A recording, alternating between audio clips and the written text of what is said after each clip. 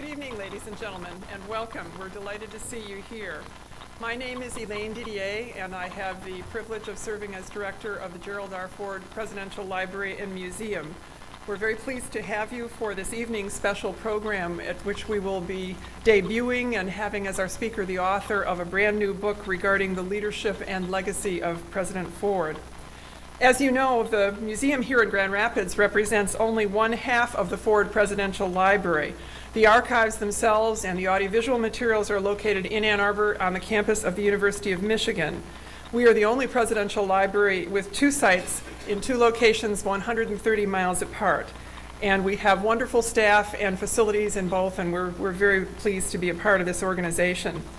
As you might know, we are a part of the National Archives of the United States, the Archives and Records Administration, but a very big player in our activities is the support of the Gerald Ford Foundation, which makes possible all of our feature exhibits, our public programs, our education, our research support, and community events. And in fact, they are our prime source for supporting events like tonight's program. I would like to recognize Marty Allen, who serves as our chair of the foundation, and also John Bob, our treasurer, who are here. Marty, I know where John is. Please help me in thanking them. I would also like to recognize a couple of other people who are here this evening. We're very pleased to have Don Lubbers and his wife Nancy. Don is the former president of Grand Valley State University and is the key person responsible for establishing the wonderful partnership we have with Grand Valley and with the Hohenstein Center for Presidential Studies. Would you take a bow, Don? And also we have a special guest who doesn't know he's going to be introduced. I'm very pleased to welcome Dr. Bill Anderson and his wife Anna. Bill is the director of the Department of History, Arts, and Libraries in the state of Michigan government, based in Lansing. Bill is a peripatetic speaker at libraries, museums, and cultural programs. He's a wonderful manager and leader of the programs for history, arts, and libraries, but also a wonderful person and an avid historian. Bill, would you take a bow?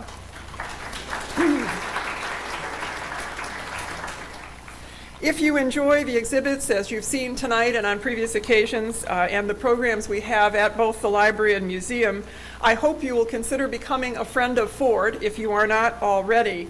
That will provide you with advance notice of programs and other special benefits, and that is our primary source of support with the foundation to provide these programs. We have materials outside the auditorium as well as calendars of upcoming events to let you know what's going on. Tonight's program is really special because it's the first of two firsts, or back-to-back events that we're running at the library and museum. Professor Mieczkowski is speaking here tonight, and then tomorrow we're going to carpool him across Michigan to the library where he will speak at 4 o'clock to primarily university and audience. And coming up in December, we're doing a back-to-back the same way with Maria Downs, who was Betty Ford's social secretary in the White House. That will be in conjunction with the Christmas celebration here with the trees in the lobby, and also the library is having a display. And so in that case, Maria will be speaking on a Friday night at 7 in Ann Arbor, and then coming here to speak on a Saturday night. So I hope you'll look at your social calendars. That should be a very enjoyable event. She's a wonderful speaker, still involved in the White House Historical Association. So I hope you'll keep those in mind. Before introducing our speaker, I also want to share news about President and Mrs. Ford. They're doing very well. They are now back in Rancho Mirage at their home, having spent the summer at their place in Vail, Colorado. Earlier this month, the Fords celebrated their 57th wedding anniversary, which is a really wonderful accomplishment. So may we all be granted that long and wonderful a marriage. To introduce our speaker, let me share that history is a forever changing enterprise as scholars delve further into archives and lend a new and fresh perspective of the past. Probably no subject has undergone more revision than that of the various presidents of the United States. When Harry Truman stepped down, his approval rating was one of the worst of any president. Now, through new studies, especially by historian David McCullough, Truman is considered one of the 20th century's best chief executives. The man from Independence, Missouri is quoted not only by his Democratic followers, but also by the Republican Party. These revisions take time, and after some 30 years, the presidency of Gerald R. Ford is rising in the estimation of historians and others. Many of his decisions as presidents have left a lasting impact on our society today. One of the first of these Ford revisions was done by tonight's speaker, Yanek Mieczkowski, and he has a brand new book on display in the lobby and available for signature, Gerald Ford and the Challenges of the 1970s. In this book, he offers a new look at the 38th President of the United States. He examines the domestic issues, economic and foreign policies of the Ford administration, and highlights some lesser-known achievements of the man who restored integrity to the Oval Office, reinvigorated the Republican Party, and brought America from the depths of a constitutional crisis to stability. Yanek Mieczkowski is associate professor of American history at Dowling College on Long Island. He received his undergraduate degree from Ithaca College and master's and doctoral degrees from Columbia University. His specialty is post-World War II presidencies, which has led him to focus on the presidency of Gerald Ford for his doctoral work.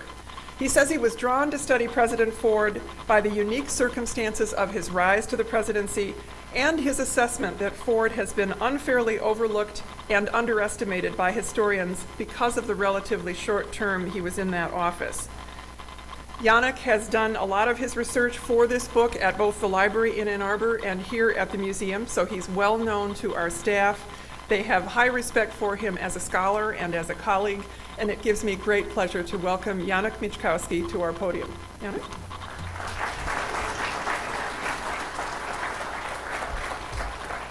Thanks, Elaine. Thank you very much.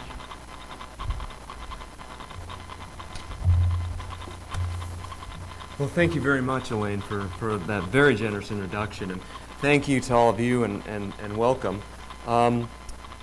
I'd like also to thank the Gerald Ford Foundation, not only for supporting my research over the years, but which culminated in the publication of my book this past spring, but also for giving me the opportunity to come out here and talk to all of you about one of my favorite topics, Gerald R. Ford. I thought actually I would begin tonight by posing a question to all of you. And I'd like you to think about this question, not only this evening, but in the months and years even to come, maybe even as long as your historical memory lasts. And that question is this: what is the right image for Gerald Ford? In other words, what should we think of when we think of this president? And I ask you this partly based on my own experience in studying Gerald Ford and the Ford presidency. I began researching Gerald Ford in 1990, so about 15 years ago. And over these many years, one thing, when I've mentioned to people that I'm researching Gerald Ford's presidency and writing a book about it, something has always struck me. That is, the images that people associate with Gerald Ford. Many of them negative or unflattering. I mean the peculiar comments I've gotten about Gerald Ford and also about the 1970s in general. And I can understand negative comments about the 1970s, the hairstyles, the clothing, the dance fads. We could maybe single out disco, for example, as a particular target for scorn and derision. But the historical verdict on Gerald Ford has so far been unkind or unflattering. And that's been a source of frustration for me as a historian who really studied the Gerald Ford presidency and concluded that there was far more good than bad in Ford's presidency. In fact, the more I study Gerald Ford's presidency, the more I find that his was an underestimated presidency and maybe also a misunderstood presidency. And some of the images attached to Gerald Ford are almost like this huge time-worn edifice that needs to be toppled down and replaced by a new and better one, yet that resists being torn down. And what do I mean by negative images? Well, some of these are unflattering perceptions. For example, in one of my courses, I begin the semester by talking to students about a 1996 New York Times poll of some of the eminent historians, that one of these polls that ranks presidents. And the students have no trouble guessing the three great presidents, Washington, Lincoln, and FDR. But when it comes to guessing the 7 whom the historians deemed as failures, they flail around a little bit, but almost inevitably, one student will raise his or her hand and offer the guess, with some degree of certitude, Gerald Ford. So it's the perception of a failed presidency.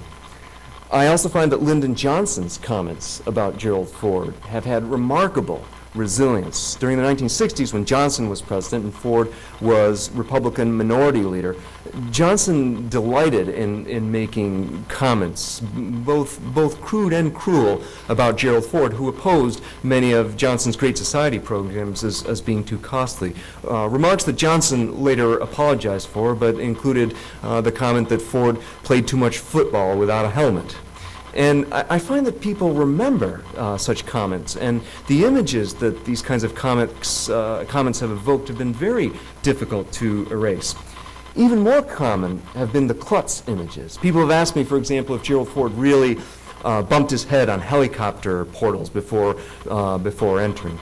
And I brought you as a way of illustrating some of this, some of the cartoon images of Gerald Ford. During his first months as president, a lot of the imagery was relatively innocuous or even in some ways flattering. During his first months as president, there was one image that seemed to predominate, that of the athlete president. And U.S. News and World Report even did a feature on the way Ford was portrayed by caricaturists that I've brought you some examples of. For example, Ford the football player, and that's an obvious one. Ford was an all-star center at the University of Michigan and was the only president who had at least the opportunity to be a professional athlete. When he graduated from U of M, both the Green Bay Packers and Detroit Lions offered him professional contracts, and he ended up going to Yale Law School instead. There was Ford the swimmer. This didn't come out very well, but there's a shark in the pool that's labeled inflation. And Ford liked to swim laps as a congressman and as president, had a swimming pool installed at the White House after Richard Nixon papered over or concreted over the existing swimming pool, and apparently continues to swim laps today. There was Ford the golfer, which is obvious. There was Ford the wrestler, Ford the jogger. But then look at how the imagery changed toward the end of his presidency. By late 1975, 1976, there was Ford falling down ski slopes. This was after his trip to China, Henry Kissinger saying, "I told you to leave the chopsticks alone." There was Ford saying, "Hello, House Democrats. I hear you guys can't override a veto and chew gum at the same time." Which is a take on another one of Lyndon Johnson's comments that Ford couldn't chew gum and walk at the same time. And I'm going to talk about Ford and his vetoes of congressional bills later on tonight. And there were jokes that, for example, there was a Jerry Ford doll. You wind it up and it lurches into something. Now, some of these are amusing, and Ford himself admitted that he laughed at some of these things while he was president. But one of the disturbing things I find is the resilience of these images. People, especially the younger generation, this is what they think of Gerald Ford, and many of them feel that these images were accurate. All of these I would sort of group under the general rubric of negative images or unflattering perceptions or portrayal. Now, I should acknowledge that these kinds of images, negative images, criticism, even caustic criticism, lampooning of presidents, that's existed as long as the office of the presidency itself. It goes back all the way to George Washington. As great a president as Abraham Lincoln was afflicted by negative images in the press. In the post-World War II era, every president had some kind of unflattering perception associated with him. In fact, by the time Ford was president, by the mid-1970s, there was even a joke that played on the stereotypes of his immediate predecessors, and it went like this. Harry Truman proved that anybody could be president. Eisenhower proved that we didn't need a president. Johnson and Nixon proved that it was dangerous to have a president. But all of them had some kind of favorable revision of their image or reputation afterward, even Nixon to some extent. So where does Gerald Ford fit into all of this? It's been almost 3 decades, it's really 3 decades since Ford was president, yet his historical stock has yet to rise. So how did these negative images and unflattering portrayals come about? And why were they particularly severe and also unfair and inaccurate? And then finally, the question that I asked of you, what is or what may be the right image for Gerald Ford? What should we think of when we think of this president? At the time, the mid-1970s, many of Ford's presidential actions did seem ineffective. But we need to view these actions today, 30 years later, from a different vantage point, through a different lens. Not just through the lens of history, but what I would call a different historical lens that would allow us to view not only his actions, but his vision, his philosophy, his goals for the nation, with a better understanding of what he was trying to accomplish, and also why his actions, to use one of his favorite phrases, were right for the country. And I think if we view Ford's presidency through a different lens, we'll find that many of his actions were actually far-sighted, wise, and requiring of a great degree of political courage. So we have to look at these Ford's actions from a vantage point that flies in the face of traditional stereotypes and historical interpretations, and from a vantage point that maybe will even call into question the traditional standards for appraising presidents. First of all, why have these negative images arisen? Why did they arise? Some of the factors are obvious. Ford arrived at the presidency through a most unusual route.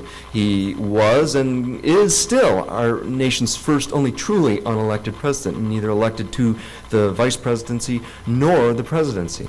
His term was short also, the 5th shortest in history, and he failed to win a full term. He lost the 1976 election.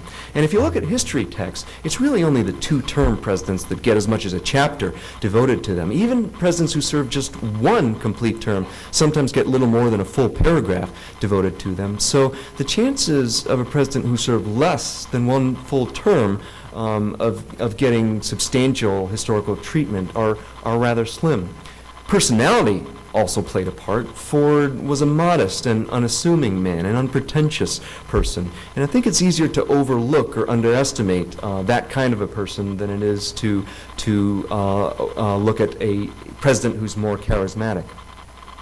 But there were other factors, I think, that helped explain why Ford suffered from these unfavorable images while president and also since. The 1970s was one. The 1970s was an awfully difficult time for the presidency, both for the institution as well as the men who occupied it. Lyndon Johnson and his deceptions in Vietnam, combined with the scandals of the Nixon presidency, diminished respect for the presidency, and also made investigating a presidential character a real prerogative for the media. By the mid-1970s, the president was a much less exalted figure.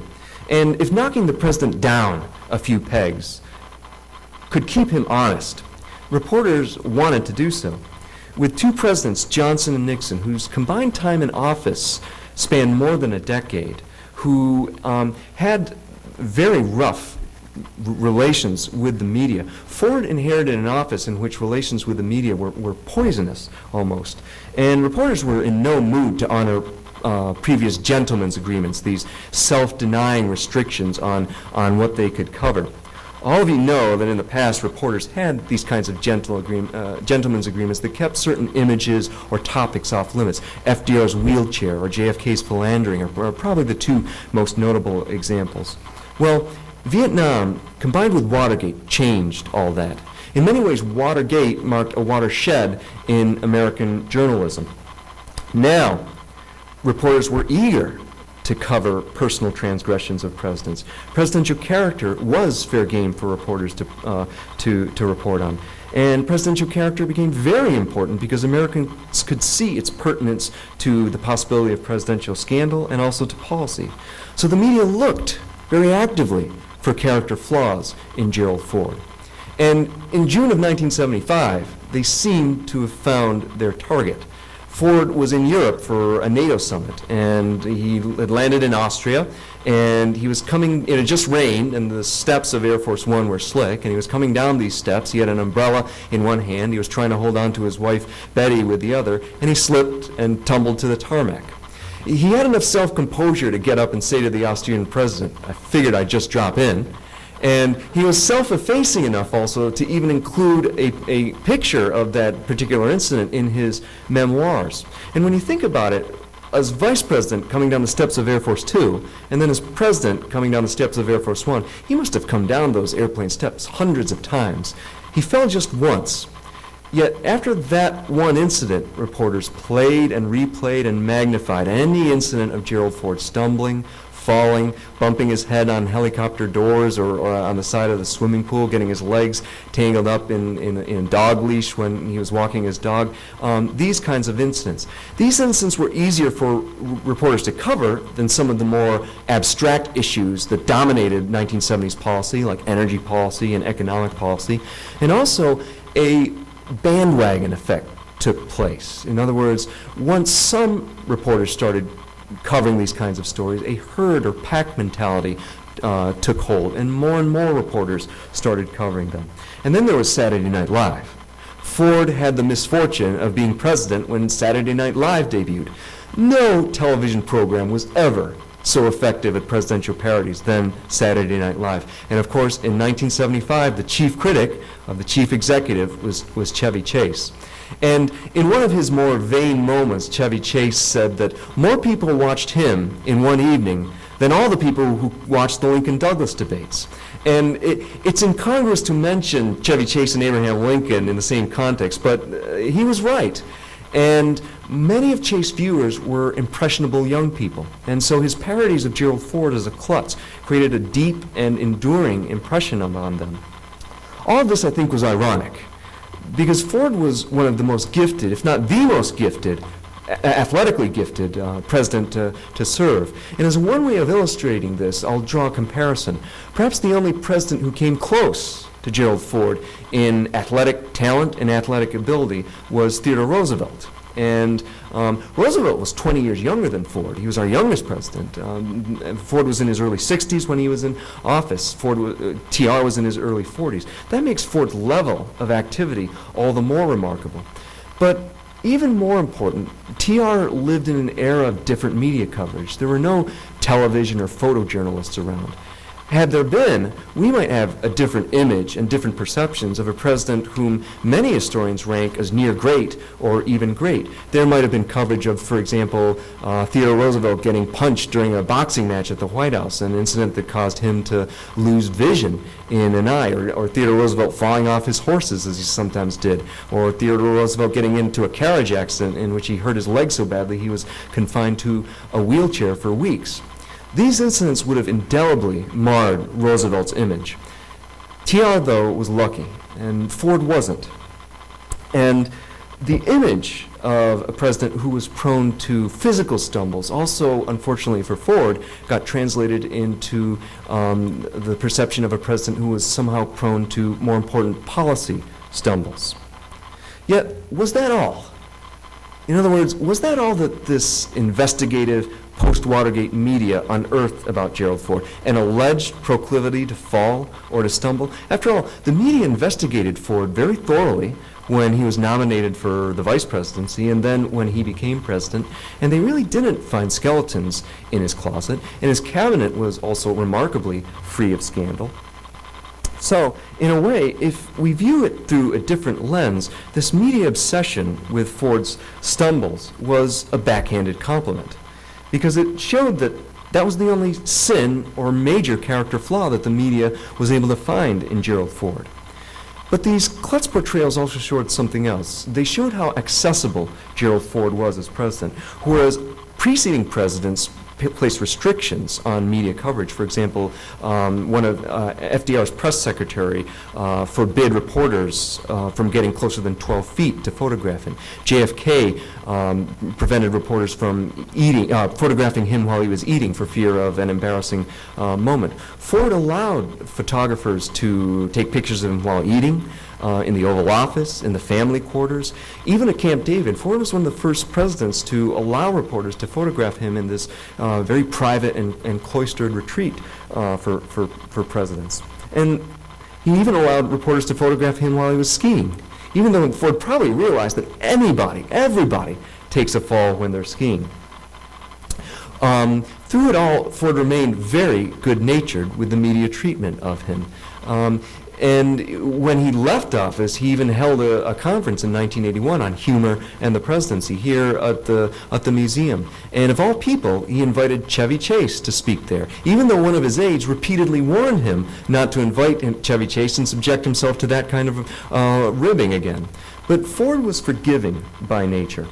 And whereas Nixon had the imperial presidency, which exacted vengeance on media enemies, Ford had the congenial presidency, which took criticism in a good-natured way, with equanimity.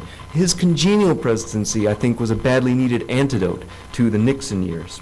So the Klutz images reflected not only the absence of more serious character flaws in Ford, but also revealed the healthy and congenial nature of Ford's relations with the media that he helped to rebuild after the Nixon years. And they stand also as testimony, as I said, to how open and accessible he strived to be as president. But there are other factors also that contributed to the negative images. And one of the most notable, because it was so shocking and because it occurred so early in Ford's presidency, was the Nixon pardon.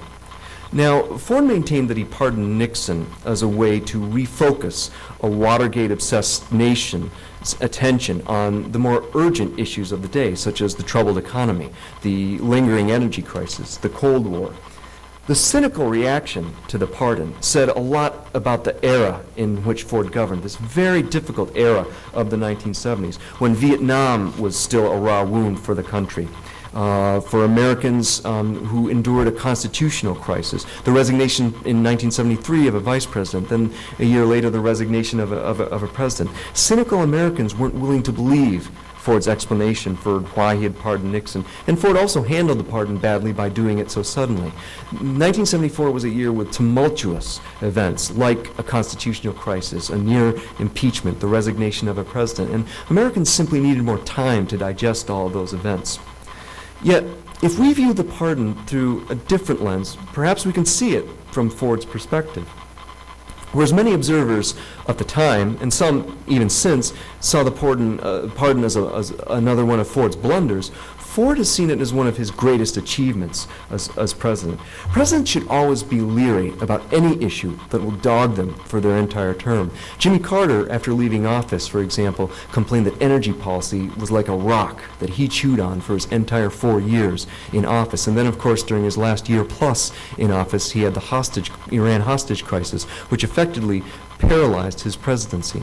Well, the Nixon problem would have been Ford's rock. It would have been his hostage crisis, paralyzing him for the rest of his time in office. As it was, during Ford's first month in office, he complained that he spent about 25% of his working day devoted to the Nixon problems, such as the dispensation of Nixon's tapes and papers. He felt that the media focused too much at press conferences on Nixon, and it was a great source of frustration to Ford, who wanted to focus on real policy issues like the economy. And so he felt that clearing his desk of the Nixon problem was really the only way to get rid of the Nixon issue and the hangover after Watergate. And maybe one of the best perspectives on Ford's pardon of Nixon was offered by Congressman Alfred Cederberg, who represented the Traverse City district. He was a colleague of Ford's in the House for almost a quarter century, elected in 1952, served until 1979. Cederberg was once asked, during that quarter century in Congress that spanned 6 presidents, what was the greatest single presidential achievement you witnessed? And Cederberg thought for a while, and the first thing he mentioned was Nixon's trip to China. He said that bridged a gap of non-communication that lasted for more than 2 decades between these 2 great countries, that resulted in economic and cultural benefits that we still enjoy today. And then Cederberg thought for another moment, and the second thing he mentioned was Ford's pardon of Nixon. He said that was the only way, really, to get rid of the Nixon problem, to purge the country of this Nixon hangover. But he said he admired Ford for doing it because he knew it took political courage, and it would exact a heavy toll on Gerald Ford. And it did. Ford's public approval rating before the pardon was 66%. Immediately after the pardon, it was 49%. So his public approval rating plunged 17 points overnight. It was the largest single drop in Gallup poll rating history. And it put Ford below that critical 50% benchmark. All presidents want to be above 50%.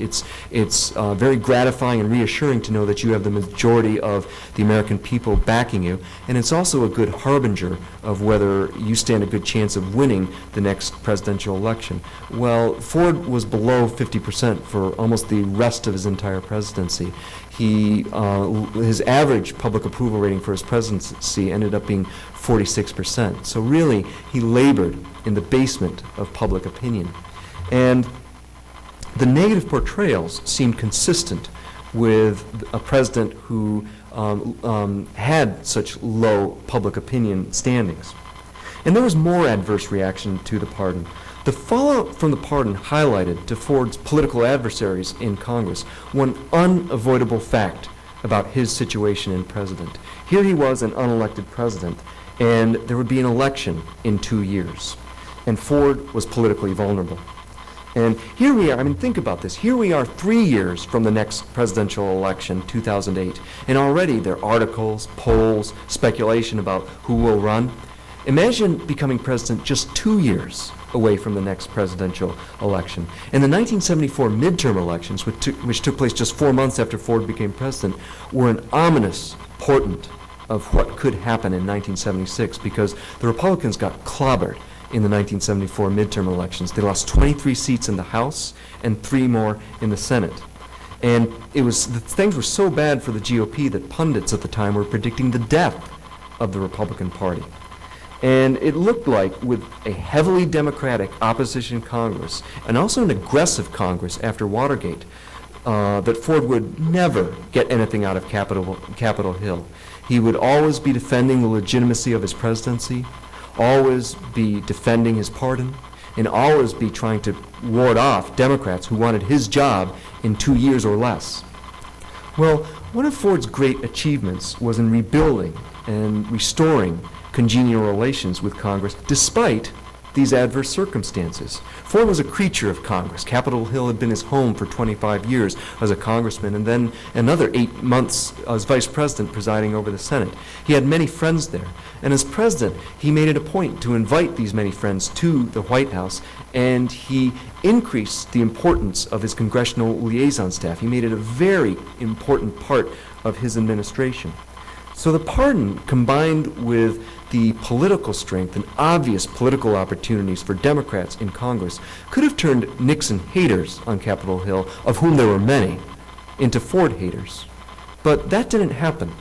And it didn't happen partly because Ford was so likable a person, but also because Ford made a genuine effort to communicate and cooperate with Congress. And I think a paradox rests there, because this restoration, this rebuilding of congenial congressional relations was an achievement that at the time and also in the years since has been overshadowed by the pressures of and also the verdict of the 1976 presidential election, and also because of the genuine policy struggles between Ford and this heavily Democratic Congress, which also contributed to unfavorable images of Gerald Ford.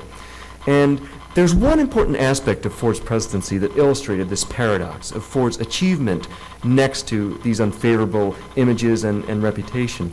And this one aspect became one of his most important ways of dealing with Congress and implementing his policies. And that aspect was the veto strategy, which that comic that I showed you earlier referred to. What was the veto strategy? In his 2.5 years as president, Ford vetoed 66 bills. That is one of the highest yearly averages for any president. In fact, it is the 4th highest yearly average. And there was a method to Ford's madness. The purpose behind the veto strategy was to reject costly and wasteful bills, for which Congress is famous. Ford used the veto strategy to reduce the federal deficit, to reduce the size of government, to save taxpayers money, and also to try to slow down the rate of inflation. Ford realized that for a president in his situation, facing these huge majorities, opposition majorities in Congress, and also wanting to avoid introducing costly legislation like the Great Society, vetoing bills was the best way to move the country, to implement policy, and also move the country and government in the direction that he wanted.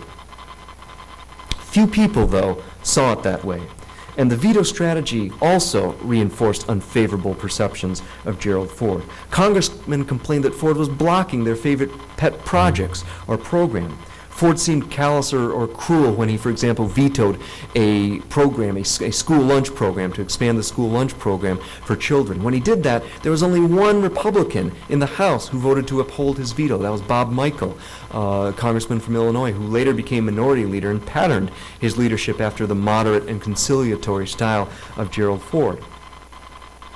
One problem with the veto strategy was that it had a negative sense to it. Ford was leading by not letting bills get passed. And it seemed an obstructionist way to run government, and Jimmy Carter capitalized on this criticism during the 1976 campaign. He said that Ford was leading a government by veto, and all he's seen is a flurry of vetoes run from the White House to Capitol Hill, and as Carter put it, that's not the way this government ought to be run. But, just like many of Ford's actions as president, I think we need to view the veto strategy through a different lens to gain some perspective on it. Ford stressed that his veto saved the taxpayer a total of $41 billion, which was a considerable amount in the 1970s. What's more, congressmen, although they dare not say so publicly, privately, they expressed relief at the veto strategy because it allowed them a way out. They could either reformulate bills to make them more expensive, or else vote not to override Ford's veto, vote to uphold Ford's veto. Thus, they could tell constituents, look, I voted for that project or program. It was President Ford who killed it. And privately, they might add, thank God, as they frequently did. And when all was said and done, Congress upheld 54 of Ford's 66 vetoes. And it took a lot of political courage to veto those 66 bills. Ford could have made it a lot easier on himself by just going along and signing those bills. But he genuinely believed in reducing wasteful government spending. And after he left office, Ford pointed to this veto strategy as one of his greatest achievements while he was in office. And a key element of that veto strategy was that it didn't generate personal acrimony in Congress. In fact, as great a political adversary as Congressman Tip O'Neill of Massachusetts, then the House Majority Leader, admired the veto strategy. He called Ford King Veto. He said that nobody could sustain vetoes like Gerald Ford could. He said Ford was a master at doing that. And he added that if he felt Ford was wrong, he felt at least Ford was decently wrong. But the veto strategy should force us to look at presidential achievement from a different vantage point, especially Ford's presidential achievement. Presidential achievement is not just proposing new laws. It's also preventing bad legislation from becoming law, and Ford did that. And that process has also the important dividend of reducing the federal budget deficits, an issue that has received increasing attention in the decades since Ford has left office. So there was a real purpose to the veto strategy, coupled with a legislative shrewdness that observers frequently don't give credit to Ford for. And I think understanding that veto strategy is critical. It's critical to understanding Ford's style as presidency and what he was trying to achieve while he was in office. And these forceful yet congenial clashes that Ford had with Congress were illustrated not only by the veto strategy, but also by economic and energy policy, two of the most important issues of the day. And Ford struggled mightily with Congress over those two issues. During the 1970s, inflation was bedeviling the economy. When I say that the 1970s was a particularly difficult time for the presidency, I'm especially referring to the economic situation of the country. Ford, in his inaugural address, said that there was a long national nightmare. There was another long national nightmare, an economic one, the Great Inflation. When Ford became president in the year 1974, inflation ran at a double-digit rate, 12%. And And Ford was keenly focused on reducing that rate of inflation. In fact, after leaving office, he said, "The fight against inflation was the basic theme of my administration." What was his anti-inflation strategy? Well, he wisely rejected wage and price controls, which Nixon had implemented, even though there was a lot of pressure on him from Congress and members of the media to once again implement wage and price controls. Often I see in books a sentence that reads something like this: Ford's anti-inflation strategy consisted of the WIN program, Whip Inflation Now, and voluntary public effort. That doesn't sound right to me. Ford never intended WIN as the centerpiece of his program. He intended it just as a supplement to his chief anti-inflation strategy. He intended WIN as a way to generate public enthusiasm of the need to try to fight inflation at the consumer level and also try to conserve energy prices, conserve energy overall, because he felt that Americans were demoralized by inflation and would feel energized by doing something at the consumer level. Yet Ford abandoned WIN after just 3 months, partly because he felt it was too gimmicky, but partly because he felt he needed to refocus his attention on fighting inflation, recession instead of inflation. So his chief anti-inflation strategy couldn't have been WIN. His chief anti-inflation strategy consisted of a tight fiscal and monetary policy. It was trying to control and contain government spending and also trying to secure the cooperation of the Federal Reserve in limiting the monetary supply, while also respecting the Federal Reserve as an independent institution. So Ford wanted to try to reduce inflation by moving these two macroeconomic levers, fiscal and monetary policy. And Ford held true to that policy throughout his entire presidency. Except for one moment. In late 1974, Ford deviated suddenly from that anti-inflation policy. Whereas just 3 months earlier, he had gone to Congress to ask for a tax increase to try to fight inflation. 3 months later, in January 1975, he returned to Congress and asked for the exact opposite, a tax cut to fight inflation. That reversal in policy also contributed to the negative impressions of Ford. That sudden about-face seemed to indicate some inconsistency, indecision, maybe even an inability to read economic data. In truth, though, Ford's reversal actually showed wisdom. He was wise enough to deviate temporarily from his anti-inflation strategy and abandon that tax increase proposal when it became very clear to him that the country had slid quite quickly into the worst recession since World War II, a recession in which unemployment hit almost 9% in May of 1975. That took flexibility, Ford's ability to shift gears, and a willingness also to admit that his initial policy proposals weren't right. And once he did change course, Ford orchestrated events shrewdly, pressuring Congress to act quickly on a tax cut. He knew that prompt action by Congress on that tax cut was of paramount importance, and Ford's political calculus and pressure resulted in Congress passing that tax cut in 2 months. That's like setting a land speed record in the halls of Capitol Hill. It may very well have been a record for speediness in a president getting a tax cut. And within a few months, the country, by June of 1975, the country was already in recovery from the Great Recession of the 1970s. And although the country emerged from that recession slowly, the image problem continued to dog Gerald Ford because he had resisted cries to increased federal spending during that recession as a way to pump the economy out of the recession. And as a result, critics saw him as insensitive to the suffering of the unemployed. By the time of the presidential election in November 1976, unemployment was a little above 7%. That's uncomfortably high for the American people, as well as for the president himself. Had it been lower, Ford might have won that election. In fact, had the election been held a few months later, with unemployment continuing to decrease as it was, Ford would have stood a very good chance of winning that election. But he felt that gunning the economy for political purposes was wrong.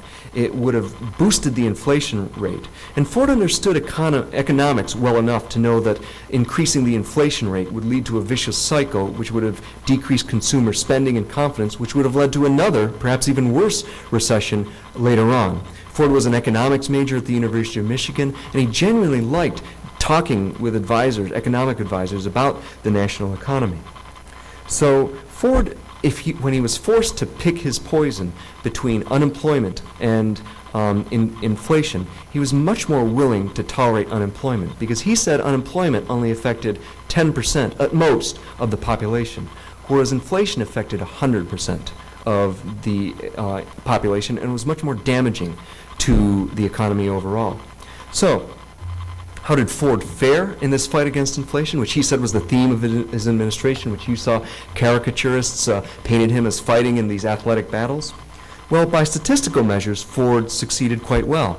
Inflation went down every year in his presidency. It was 12% in 1974, 9% in 1975, and by 1976 it was 5.7%. He was lucky, partly. The great inflation, ironically, helped reduce the rate of inflation. Energy prices, to his fortune, didn't spike up, neither did food prices. But maybe one of the best indications of Ford's success was given by one of his former political adversaries, Ronald Reagan, in 1980. In the debate against Jimmy Carter in 1980, Reagan mentioned the misery index, the sum of the inflation and unemployment rate. And Reagan complained that under Carter, in October of 1980, during that debate, the misery index was over 20%. And he said that under President Ford, when Ford left office, the misery index was 12.5%. Do you know what the misery index was when Ford took office? It was 19.6%. It was almost 20%. So Ford presided over about a 7-point reduction in the misery index. And one of the best assessments, I think, of Ford's brief time in office and his economic policy was offered by one of his economic assistants and a Grand Rapids native, Bill Seidman. He said that even though Ford served a brief term in office, by the time he left office, the trend lines were pointed in the right direction. In other words, all the arrows were pointed in ways that were beneficial to the American economy. Unemployment, although still uncomfortably high, was at least going down. Inflation was going down. The budget deficit was going down. GDP productivity was going up. All the arrows were pointed in the right direction. And perhaps the most emphatic statement about Ford's economic policy has been its effect on government policy ever since. Ford helped to rebuild the nation's economic policy along new principles. For the first 3 decades after World War II, the national economic policy, the federal government's economic policy, was focused on reducing unemployment, on achieving full employment. After the bitter experience of inflation in the 1970s, and also after Ford's emphasis on fighting inflation rather than unemployment, the Federal Reserve has geared its monetary policy in the years since toward fighting inflation rather than reducing unemployment. And it is no accident that the person who helped to entrench that policy at the Fed was Ford's chief economic advisor, as chair of the Council of Economic Advisors, Alan Greenspan. And other components of Ford's anti-inflation policy have also made their way into law. One is deregulation. Ford was the first president to study deregulation in a systematic way. He initiated studies into deregulation of the transportation industries, railroad, aircraft, trucking, also deregulation of the dairy industry and insurance and cable television. Ford had sort of a mental catalog of absurd stories of how government regulation increased the cost of doing business, which were passed on to increased prices for the consumer, which increased the inflation rate. Stories like trucks that had to return empty because of federal regulations on journeys of 1,000 miles. Stories of companies that had to fill out 45 pounds of paperwork, federal paperwork, in 1 year. And although Ford's term in office was really too short to oversee the implementation of deregulation, except in railroads, the presidents after Ford, both Democrat and Republican, implemented his deregulation initiatives. So Ford laid the foundation, the building blocks for future bipartisan economic policy. And maybe the best single example of Ford's deregulation was in the critical field of energy. Most people think that the energy crisis of the 1970s was caused by the Arab oil embargo of October 1973. That's not quite right. Energy shortages appeared months and even years before the Arab oil embargo. The real cause of the energy crisis was price controls on oil that the Nixon administration implemented as a way to fight inflation. As one Nixon administration energy advisor said, the energy crisis was really a crisis of government. Ford knew that the best policy to try to alleviate the energy crisis was to remove those price controls on oil, to decontrol oil. In other words, following the basic law of supply and demand, to give oil producers greater incentive to look for and produce oil. He proposed decontrol to Congress, but Democrats in Congress fought him at every turn. They portrayed themselves as consumer advocates who capped oil prices, even though those controls or caps on oil prices really caused energy shortages. The best that Ford could get out of Congress was phased decontrol of energy prices, something that Jimmy Carter continued to implement during his presidency and Ronald Reagan finished during his very first month in presidency. But at least Ford set the basic building blocks, and we're all familiar with the results of decontrol. During the 1980s, oil production increased, prices decreased, and there were no more gas lines. If Congress had followed Gerald Ford leads, all of that would have come much earlier. Ford foresaw all of that, and he at least laid the foundations for future national energy crisis policy and decontrol. He also implemented crisis policies to secure national energy reserves, like the Strategic Petroleum Reserve that presidents, including Clinton and Bush, have tapped during times of crisis. Huge caverns in the Gulf of Mexico area, salt caverns filled with oil. Also conservation measures like right on red. When you take a right turn at a red stoplight, that's because of legislation that Gerald Ford signed. Also, Ford increased the reliance on coal, which is today our nation's greatest energy resource, not oil like during the 1970s. So it's taken years, I think, for energy policy makers to realize the wisdom of Ford's decontrol initiatives, but when we look at them now, it's another area where Gerald Ford was right. Now, the last aspect of Ford's presidency that I'd like to examine through a different lens is his role as a party leader.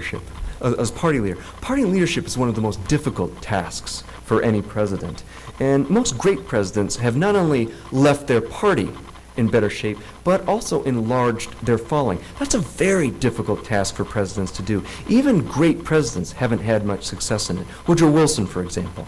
He had great success in implementing progressive domestic reforms, led the country through World War I, but his prickly personality and also rancorous relations with Congress damaged his own party, and the Democrats lost the next 3 elections. Dwight D. Eisenhower, whom Ford admired and also considered the best president of the entire 20th century, was never able to translate his moderate republicanism into a policy that would attract more people into the Republican Party, and the GOP lost the next 2 elections. And certainly, by the time Lyndon Johnson and Richard Nixon left the White House, their respective parties were in far worse shape than they found them in when they entered the White House. So, where does Gerald Ford and the Republican Party fit in? I want to read you the headline of a front-page article from the New York Times that appeared on May 31st, 1976. This is a front-page article, headline article, and it read, "Some Republicans fearful party is on its last legs." Lest you think that headline was an aberration, there were lots of other publications at the time that also felt the Republican Party might be, as Newsweek put it, dying, slowly and painfully dying. At the time of the 1976 Republican Convention, Time magazine did a cover story on what looked like the dismal future of the Republican Party. After Watergate, just 18% of voters identified themselves as Republicans. And as I mentioned to you, the Republicans got a pasting in the 1974 midterm elections, and Ronald Reagan's very vigorous challenge to Gerald Ford in the 1976 primaries further threatened to rent apart this party. Yet Ford was able to beat back the Reagan challenge and also mend the party in time for the 1976 election. And although he lost that election, he came awfully close to winning. He lost by just 2.5 percentage points of the popular vote and just by 57 electoral votes, the equivalent of about 2 states. He ran such a close race that he breathed life back into the Republican Party and proved that it wasn't on its last legs, that it was still a vital party. And in fact, all of the media talk of a dying party, a party on its last legs, stopped after Ford's credible performance in the 1976 election. By the time Ford left office, Republican defections stopped, and about a quarter of the electorate identified themselves as Republicans. The party, in fact, was strong enough that it was able to win the next 3 presidential elections. In addition to restoring some sense of integrity to a party that was besmirched by Watergate, what Ford did, I think, was to give the Republicans credibility on a key issue, an issue that the Democrats had strength on in the years since World War II, and an issue that often helps to determine presidential elections. And that issue was the economy. If you look at public opinion polls in the 1940s, 50s, and 60s, voters generally perceived, ever since the Great Depression really, voters generally perceived the Democratic Party as the party more effective on pocketbook economic issues, and gave the edge to the Republican Party in foreign policy and Cold War issues. Well, Ford's credible economic stewardship during very troubled economic times in the mid-1970s allowed more voters to feel that Republicans could be effective managers of the economy. And nothing illustrates this better than what I mentioned to you earlier, Ronald Reagan in effect paying homage to Ford's economic leadership in that 1980 debate with Jimmy Carter and his mention of the misery index. By mentioning Ford, Reagan was really relying on Ford's economic achievement to help him get elected. And Reagan, of course, when he won that 1980 Republican nomination, the first person he asked to be his running mate was Gerald Ford, another belated recognition of Ford's leadership. And Ford signed 3 major tax cuts during his presidency, and he promised more tax cuts during a full Ford term. I think that's important as well, because by 1980, after inflation increased steadily during the Carter years, pushing voters into higher tax brackets, they were very attracted by the idea of tax relief. And Ford's proven record as a tax cutter further helped establish the reputation of the GOP as the party of tax cuts, and I think added some heft or strength to Reagan's promise in 1980 of deep tax cuts. So in these ways, Ford helped, for one thing, stop the hemorrhaging of members from the Republican Party, but also helped to refashion Republican policies and perceptions of the party. So, what can we say about Gerald Ford and his time in office? All in all, it's not a bad record. In fact, it's a record of achievement. And I didn't even get to discuss diplomacy, although I'd be happy to answer questions about Ford and foreign policy after I finish. He did, in foreign policy, also lay the future for bipartisan presidential policy in signing, for example, the Helsinki Accords, or in starting the G7 summit talks. So Ford accomplished a lot in just 895 days. His achievements, in fact, almost cry out for some reassessment of his record, perhaps also some different criteria by which we judge presidents. And so that brings me to the part of my talk tonight where I try to answer my own question, the question I posed to you earlier this evening. What is the right image for Gerald Ford? What should we think of when we think of this president? Well, for one thing, I think it's time to dispense with the old, tired stereotypes of him as a klutz, for example. It's high time that we dispense with those images and try to re-educate, especially young Americans, about a more accurate image for Gerald Ford. Ford liked to see himself as a healer, somebody who calmed down the nation, somebody who offered compassion rather than passion, who helped restore some sense of calm after the traumas of Watergate and the Vietnam War and the troubled economy, inflation, an economy with high inflation laced with recession, stagflation of the 1970s. And there's some merit to that image, certainly. He certainly helped to heal relations, heal and rebuild relations with the media and with Congress. And in fact, by 1976, the nation celebrated the bicentennial in a mood of harmony and unity that would have been unthinkable just 2 years earlier. But is that all? there's one image I think of when I think of Ford, and I think it fits well, and maybe the best way to illustrate that is by telling you a story. This happened when Ford was vice president. He was flying aboard Air Force Two, and he was flying somewhere across the country to give a speech. And when Ford was vice president, he really functioned as party leader, with the Watergate investigations encircling Nixon and practically imprisoning him in the White House. It was up to Gerald Ford, the vice president, who really had to give speeches on behalf of Republicans and had to travel the country to prop up the GOP. And so Ford was on this airplane, and he was heading to give one of his many speeches, and a steward came down the aisle to serve drinks to the vice president. And just as the steward was about to serve a drink to Ford, the plane hit a pocket of terrible turbulence. The tray became unbalanced, the drink slipped off, and splat, landed right in Ford's lap. And the steward looked horrified at what he had just done, but also terrified at how the vice president would react. And Ford grabbed the steward by the arm, but instead of getting angry, he simply said, "It's okay, young man, it's okay." And that was classic Ford, and that was typical of Gerald Ford. And those of you who've met or who know Gerald Ford could probably almost picture his saying that. And Robert Orban, Ford's speechwriter, who was with him then and witnessed that incident, was very worried. The plane was going to land in 20 minutes. Ford had to give a speech on the airport tarmac, and he pointed to Ford's trousers and he said, "Mr. Vice President, you're going to have to do something about that. People will see that and think it's an inside job." Well, Ford was worried, but he remained calm, and he didn't panic, and almost miraculously the pants dried off, and he was able to give that speech without any trouble. And I think that illustrates a couple things. It says something about Gerald Ford. That incident showed his essential decency. It also showed his willingness to forgive this young steward for an accident, in some ways the same way that he was able to forgive Richard Nixon and expected the American people to do so as well.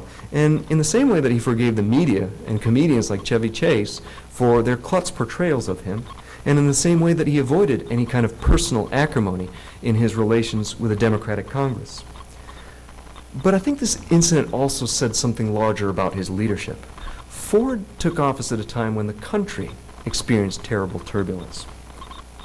In its economy, in presidential scandal, in foreign relations also. Yet he didn't resort to extreme measures or extra constitutional measures, extreme measures like wage and price controls, for example, to try to fight inflation. Instead, he provided calm and solid leadership from the White House. Time and again, Ford administration members speak of an inner serenity that they saw in Gerald Ford, a calmness.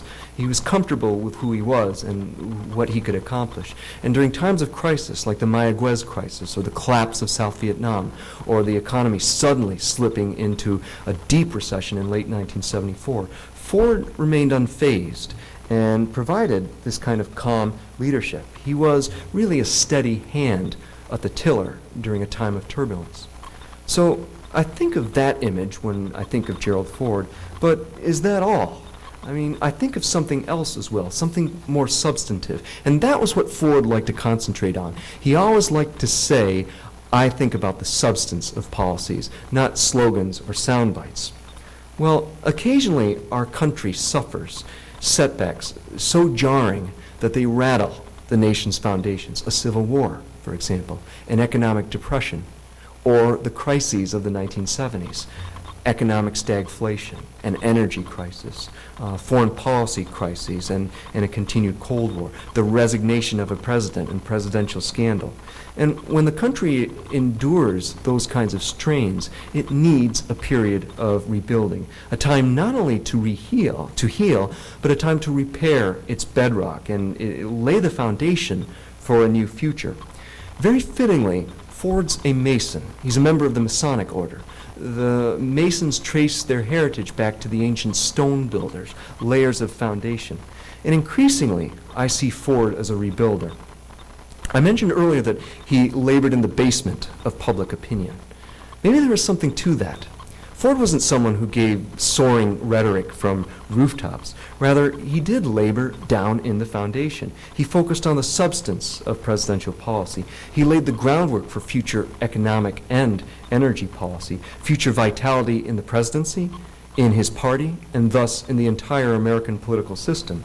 Ford maybe said it best himself when he said, historians generally assess or rank presidents based on what they achieved in office. Another way of appraising them is by what they began. Well, I think that's fitting. Ford wanted to initiate good, sound policies that would benefit this country, that would be good for this country, as he liked to say, in another 10, 20, or 30 years. He always emphasized the long term. He believed that the long-term focus was the mark of a true statesman. A statesman was not somebody, Ford said, who supported policies that would help the politician win the next election. Rather, a statesman supported policies that would benefit the nation during the long term. And I think it's taken decades to see the wisdom of some of Ford's policies. But what we can see today is that Ford helped to rebuild some of the nation's policies and political institutions. He was really a rebuilder. And so that may be a fitting image for Ford, and it's certainly what I think of when I think of Gerald Ford. Thank you very much.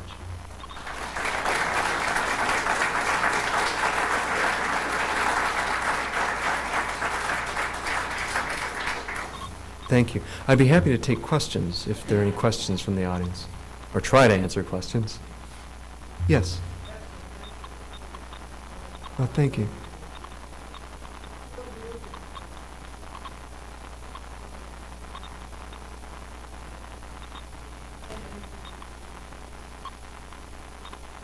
About what? About Phil?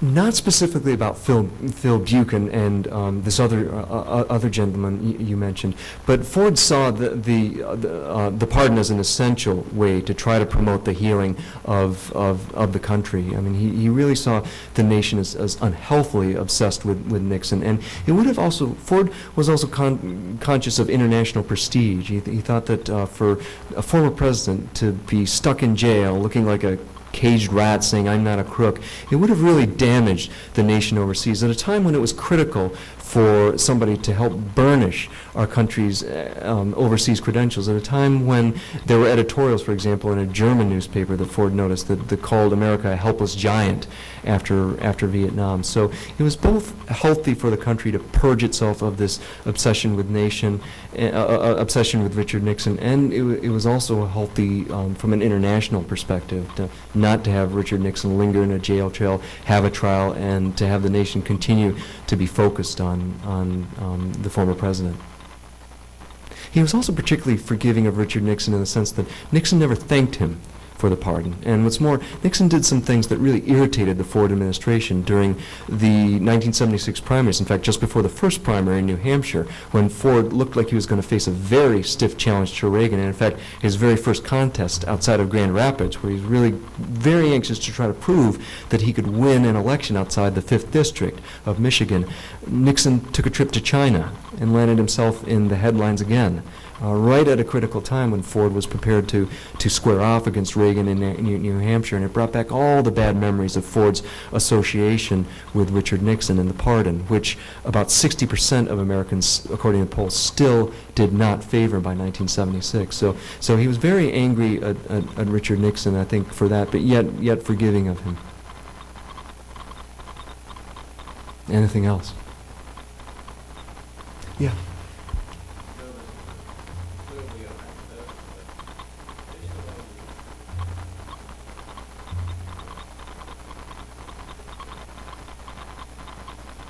Ford, although a lot of people thought Ford was a negative president, an obstructionist president, or even as some critics in Congress like William Proxmire called Ford's philosophy, his vision for the country, do-nothingism.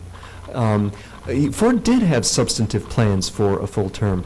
He wanted to cut taxes, and tax relief was, as I said, a very important issue for Americans by the late 1970s. He also, and again, this will show Ford's farsightedness, he wanted to reform the Social Security system. He knew that years down the road, baby boomers were retiring, so he wanted to do something about that. He'd worked as a park ranger while after he graduated from college. He wanted, as a bicentennial gift to the presidency, or to the nation. He wanted to double the national park system. He also wanted to continue with these deregulation initiatives of the airline industry, for example, of trucking, both of which Carter initiated during his one term in office. He, in foreign policy, he also wanted to give official diplomatic recognition to China, and he was very quick to follow up on Nixon's trip to China. Ford was only the second president ever to visit China, and I think although Carter himself didn't visit China, Ford's following up on the Nixon visit helped Carter to help pave the way for Carter's recognition of diplomatic relations with China. I'm sure Ford also would have continued the G7 summits, which has become one of the most important diplomatic institutions of the late 20th and now early 21st century. So I think he would have done a lot, and he also, this is controversial, and I'm not sure if Ford would have been able to achieve it, but he would have really tried to balance the budget.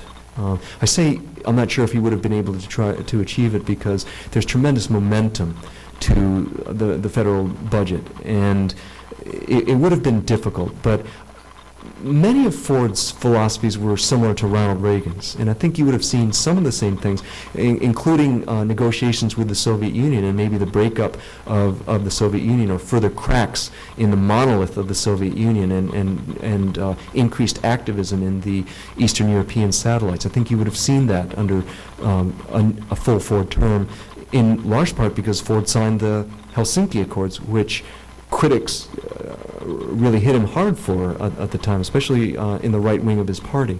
So I think he would have done many of the things that Reagan later pursued, but I think one big difference is because Ford was such a budget hawk, a deficit hawk, he wouldn't have seen the same budget deficits as under Reagan during the 1970s. I think that would have been one critical difference between Ford and Reagan. Yes?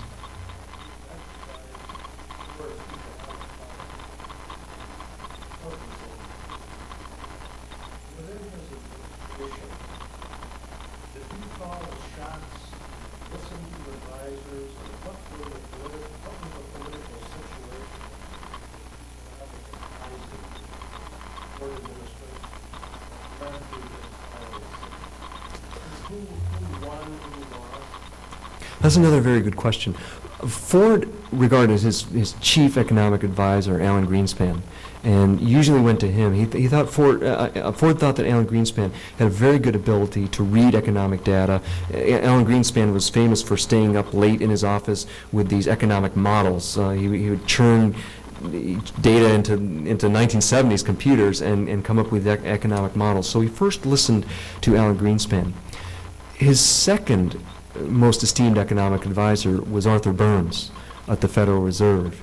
And that's an interesting question because the Fed is supposed to be an independent institution, but I think Ford worked very closely with Arthur Burns, and Burns later said that Ford absolutely, in fact he even called Ford angelic in his treatment of him and the Federal Reserve. Ford really did respect the independence of the Fed, and maybe the only way we can gain real insight into what was said between the chair of the Fed and the president himself is by being a fly on the wall at these meetings. But Ford did listen to and try to cooperate with Fed and with Arthur Burns and try to secure Burns' cooperation in a tight monetary supply. He also listened closely to his budget director, James Lynn, and his associate budget director, Paul O'Neill, who became Treasury Secretary during the first 2 years of the George W. Bush administration. To some extent, he also listened to William Simon, although William Simon tended to take a much harder, uncompromising line, especially in dealings with Congress and in the veto strategy. And Ford tended to lean toward compromise if he saw any room for compromise. But often Ford himself did call the shots. A lot of the ideas that he proposed were his original ideas, or ideas that he personally selected. The buck really did stop there. A lot of the goals that he established for his presidency, that he enunciated in speeches, like reducing energy consumption by a million barrels a day, those were slogans that Ford himself came up with. So he was very active and hands-on in economic policy, and took to it with a relish that we don't see in other presidents. Lyndon Johnson and Richard Nixon, when their economic advisors or budget directors came in, their eyes would glaze over. They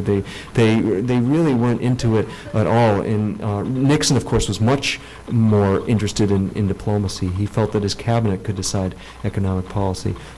Ford had, I think, the best understanding of the national economy, and also, and especially, the federal budget of any president. He was the first president since Harry Truman to conduct his own budget briefing. He got up in the State Department and briefed reporters on the entire federal budget. And after it was over, his cabinet officers were amazed. They said that he knew the budget, my department, better than I knew it.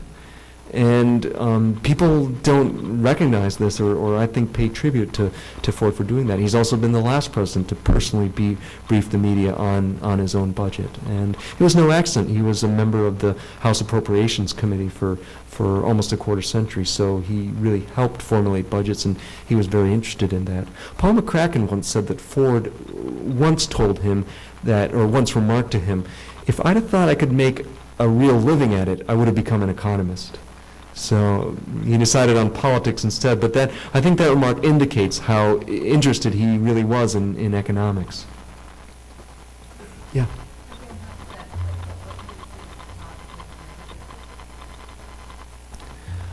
Well, one of the positives is that it's been stocked with many former members of his own administration. And that was no accident. I mean, Paul O'Neill at Treasury, and then his successor, John Snow, was an economist. In fact, John Snow, along with Paul McAvoy, whom Ford specifically selected to be one of his Council of Economic Advisors, Paul McAvoy had a background in deregulation. So it was Paul McAvoy whom Ford tapped to try to lead these deregulation studies. And one of Paul McAvoy's top assistants in economic policy was John Snow. Dick Cheney, Don Rumsfeld, these are all alumni of the Ford administration. I think he'd be very happy with that. And that's no accident that there are many members who have become successful in government and in the business world in the years since Ford left office. Ford was very good at nurturing a new cadre of leaders in the Republican Party. One person whom I interviewed for the book was Barbara Conable, a congressman from New York and a close colleague of Ford's in the House. And one word that Conable frequently used in reflecting on Ford was opportunities. He said that Ford gave him opportunities to rise in the ranks of the House leadership. I think that was one of Ford's talents. He recognized talent and provided opportunities to nurture them. So you had Ford alumni like Alan Greenspan and these others in the current administration who were able to achieve government positions. Bill Seidman, Grand Rapids native, later became chair of the FDIC. So I think that's one thing Ford would be happy with. He'd be unhappy with the deficits, certainly. I don't know his view on the current activism or foreign policy. He's remained quiet, as is befitting an elder statesman and former president. I don't know what his current view about the faults of this current administration is. I know he was very uncomfortable and unhappy with the conservative challenge to his presidency. I mean, I've stressed that he's a very forgiving man, but he remained very angry at the conservative challenge, which continued right until the Republican convention in Kansas City to his leadership. And I think it was particularly the social conservatives he was unhappy with. And moderate Republicans like Ford don't see social conservatives as quote-unquote true conservatives, because they favor government activism in areas like in abortion, for example, in areas that Ford felt better off as left to the states. And some of Ford's recent remarks have praised moderate Republicans like Rudy Giuliani, who was able to win the mayorship of a city that is predominantly Democratic, and Ford attributed that to hewing a more moderate and not a hard right line. So that's what I can say with some degree of confidence about what Ford would say about the current administration. Anything else? Yeah.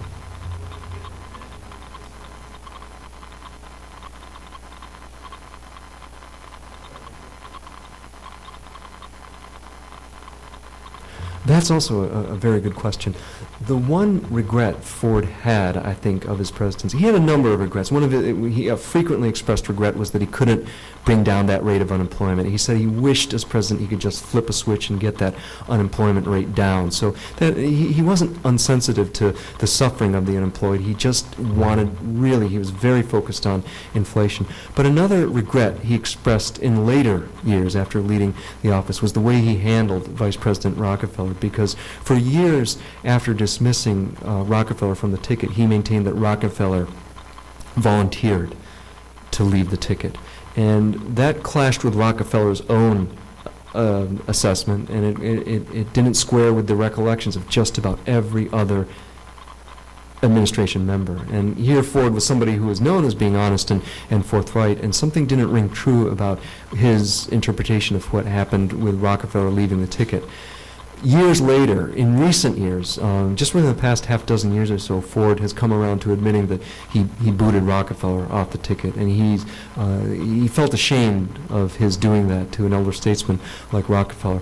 He picked Bob Dole in part as a bridge to the Reagan forces. He really felt that at that time, Dole was considered a real Republican conservative, and Dole also saw his function on the ticket as being a bridge to the Reagan forces. Ford also picked him because the agricultural states and the agricultural lobby was stronger in the mid-1970s, and he felt by picking Dole, he could help win the agricultural states, which was important because he was running against a former peanut farmer.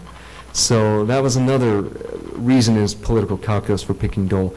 Dole, however, at the time, in 1976, was a lot different from the Dole we know today as Viagra pitchman and former Senate Majority Leader.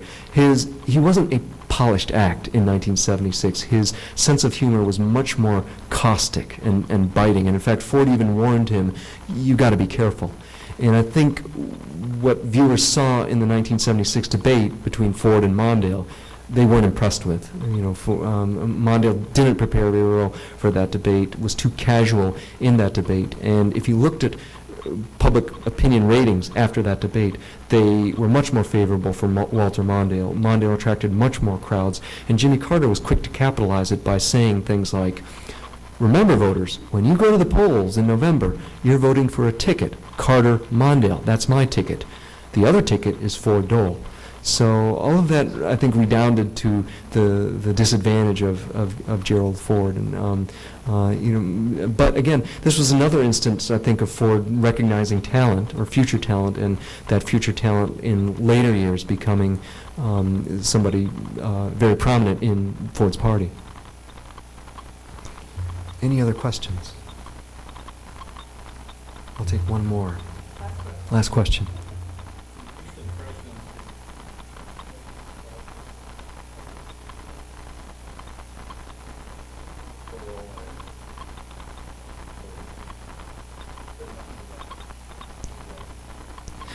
In many ways, Betty Ford was also the forerunner of the kind of activism we see in First Ladies today. She, for example, when she, in early 1974, at the beginning of Ford's term, when she was diagnosed as having breast cancer and had to undergo a mastectomy, she was very outspoken about it. The Ford family was very open about it, and you saw an increase in the number of women who were checking into hospitals to get breast exams.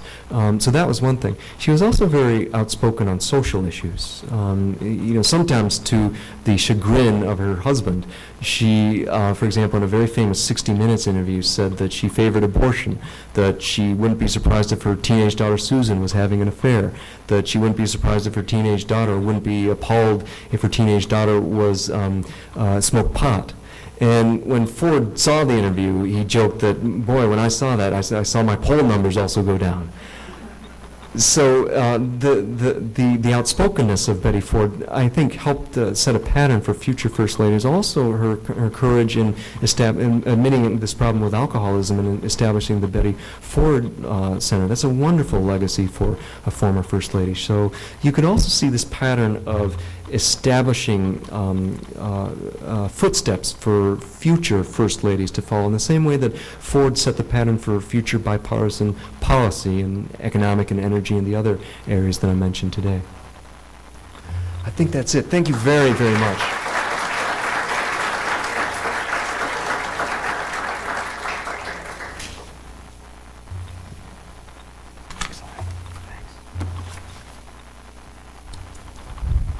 I want to thank Professor Mieczkowski.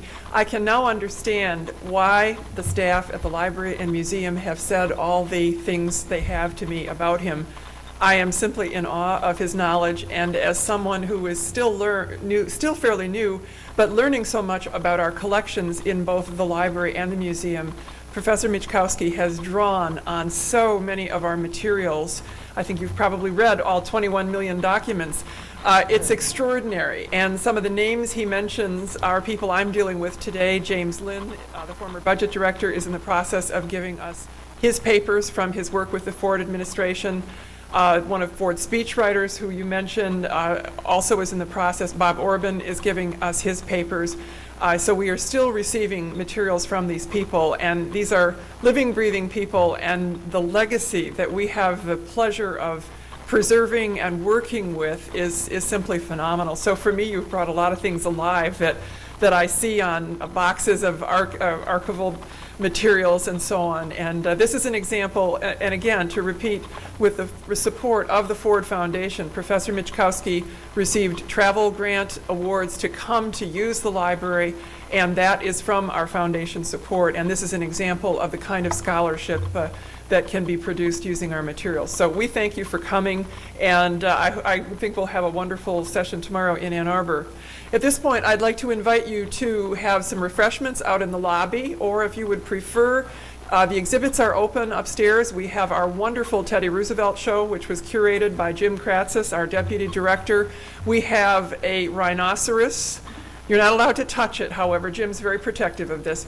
But anyway, we have several animals that Teddy Roosevelt shot, lots of wonderful memorabilia. It's a really first-rate exhibit. So if you haven't seen it, please spend some time. And also, Professor Mieczkowski will be in the lobby with his books, and feel free to ask him lots more questions. He clearly has a great deal to share. Thanks so much for coming. Good evening.